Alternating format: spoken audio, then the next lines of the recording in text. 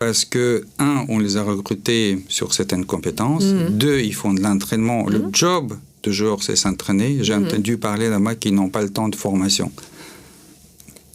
On entend ça dans beaucoup d'entreprises. Oui. Le job du professionnel, c'est s'entraîner. Et on joue comme on s'entraîne. Donc, une fois que vous avez fait les entraînements en tant que coach, on appelle ça aujourd'hui manager de l'équipe, vous faites confiance à des gens. Ils vont faire des erreurs, certainement.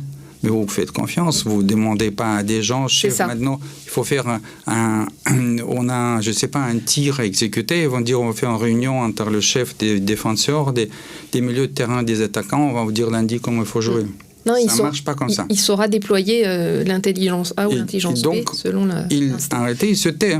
Un bon coach, il peut créer, mais on ne l'entend pas beaucoup. Mais normalement, il se tait. Il est assis, comme ça, comme Ferguson, de Man United, des gens qui ont mon âge et le savent.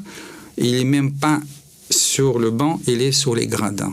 Mais alors, Isaac, est-ce qu'on fait confiance à cette nouvelle génération, la Gen Z? Est-ce qu'on lui laisse aussi cette marge de manœuvre? On parle souvent de... Oui. Alors, c'est un besoin humain. De quoi? Un besoin universel. Oui, de quoi? Confiance. La confiance, oui.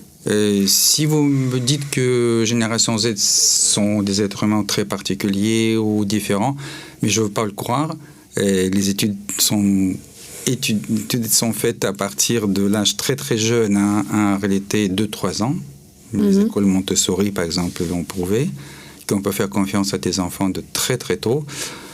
Et puis ici, on a des salariés à partir de l'âge de 18 ans ou je ne sais pas, 16 ans. Ils ont une façon qu'ils demandent qui est différente, peut-être, comment on leur fait confiance, mais le besoin psychologique de la confiance, il est universel.